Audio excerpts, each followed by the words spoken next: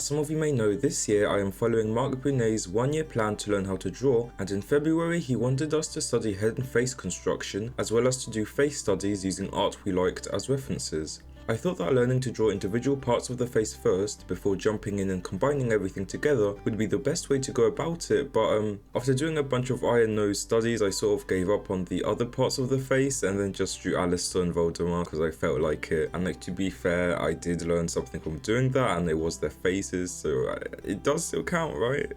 After doing a bunch of eye and nose sketches, I wanted to do something more, so I found a few art tutorials for how to draw and render them. The first tutorial I followed, or at least tried following, was by Kooleen, and it was honestly the worst one out of all of them, because as someone who prior to this had literally never rendered anything digitally and hasn't painted anything in since I was in year 11, so 5-6 years, this was hell, and it was completely unhelpful, to be honest, because I had no idea what was going on.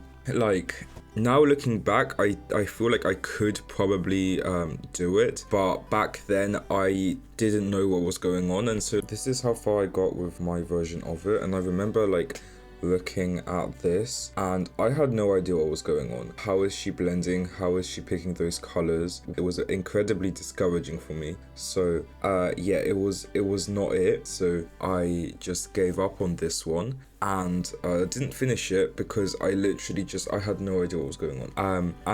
I didn't want to fully discourage myself from drawing and painting eyes. So I thought that the best thing for me to do would be just find something easier and fun for me to do. And so I found an image of an eye I liked on Pinterest, and I did my best to paint over it, so just color picking individual colors off of the image and then just painting them on top, trying to figure out how to get that to work. And it was very helpful. It helped me with figuring out a little bit about how colors work together, how all of that's meant to work. I started doing some very basic blending of the colors, and doing this definitely did help with staying encouraged. The second tutorial I followed was by hanacue, and it was honestly a lot easier and a lot better. Unlike with Kooleen's tutorial, hanacues didn't really require that much, if any, blending, so I could actually do it, and I think that it turned out pretty okay. As I said, I've never rendered or painted anything in the past. This is the sort of thing I drew in the past. It was very much, I don't know what you'd call it, but it was very color blocking, cell shading. I think it's called cell shading, right? I did include gradients, but that's not blending, that's just gradients. And so I'd never really done anything like this, so I had no idea what was going on. But Hanacu's tutorial was very helpful. Is it my favorite one of all of the eyes I've done? Definitely not, but it was very helpful with keeping me encouraged to keep on going and to stick at it and not give up and all of that. So I'm very much grateful for this one. I also follow tutorials by Arts by Loris, Lorna Kelleher and Shika Wolf, and I also did 3 nose tutorials. I don't know who they're by because I found them on Pinterest, but I will have links to them so you guys can have a look yourselves. I think that honestly, for learning how to render and paint and blend, these nose tutorials were probably the most helpful. I don't know why it turned out like that, but it just sort of did. Especially the one by Savi Russia, something like that, because I remember spending a decent amount of time on this one, figuring out how to get the colors how I wanted them, get it all blended nicely and all that. So I'm very grateful for having done that, because I do think it helped a lot with figuring out how to actually go ahead and paint.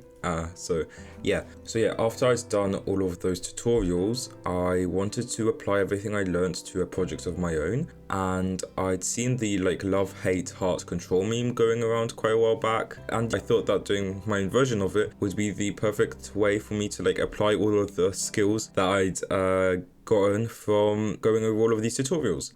So I don't really want to go over each of the eyes I painted because that would take a long time, but I do want to give you a basic understanding of how I went about rendering them. So I will talk about the one I did for heart because that one's my favorite. So yeah, so I started out with a rough sketch that I then refined. For each of these sets of eyes, I wanted there to be some sort of extra features or like markings, maybe bubbles, scales, something like that, just to help represent the emotion or like thing. So for example, the love one had bubbles to represent like joy basically and like excitement. And then heart, for this one, because there was already love, I didn't want to do the exact same thing. So the route that I went for this one was to make it more lust, more like heat rather than heart. I mean, I thought it would work, and then I added like 2 little hearts at the bottom of the face just to like represent heart. Yeah, so then I took different shades of the same red and put down all of the places where I wanted there to be shadows, blush, and also highlights, and then used, I think, multiply and a few other blending modes to get the effect and colors that I was going for. And then I started to, then I also put down the color of the eyes and the eyebrows, and then I started to blend. So the brush I used, it was semi-transparent and also semi like a blending brush. So when I picked up a specific color, I could put that over another color. It would sort of blend the colors together, creating another shade that I could then use to continue going over, just to like blend basically. Also the eyebrows, I wanted to make them a little bit more, I guess, semi-realistic. I don't think this style is very realistic, but I don't really know what else to call it. I did cut into them a bit just to make them a little bit more wispy, and added some, I wanted them to be multicolored, so like, or like going from one shade to another, just to add to that, and just so that they didn't look like one line. But yeah, I'm not sure how else to really describe it. This isn't really meant to be a tutorial. I also added these like little triangles at the bottom of the eyes just because I thought that that would help add to the feeling, the emotion I was trying to get across. Ideally, I would have used, I think, the smudge tool to pull the white part, or I guess yellow part here of the eye down, but I haven't really found a tool in Ibis Paint that does that very well, so I just didn't do that. And then also for the nose, I added like little horns, I guess, coming out of it, just for something I guess a little bit naughty or something like that. I don't really know. I thought it added to it, and I have included like nose piercings for a few of the others, so I thought it would, why not include them here. And I think that's all that I can really say for this one. Hopefully that explained my process at least somewhat, but yeah, overall it did take me like 25 hours to finish all of the paintings, not including the time it took to get these shorts together because I haven't done that yet. But considering like this piece took me 36 hours, I don't think 25 is that bad, but you know. And yeah, and that's the story of how I learned to render eyes. I know that I've got a long way to go still, but I am happy with where I am now in this journey. I do hope that some of the stuff I've talked about and shown can help some of you on your own journey. But that's all for me today. If you liked the video, maybe consider subscribing, letting me know if there's a tutorial you'd like me to try out in the future, and I'll see all of you in the next one. Okay, bye.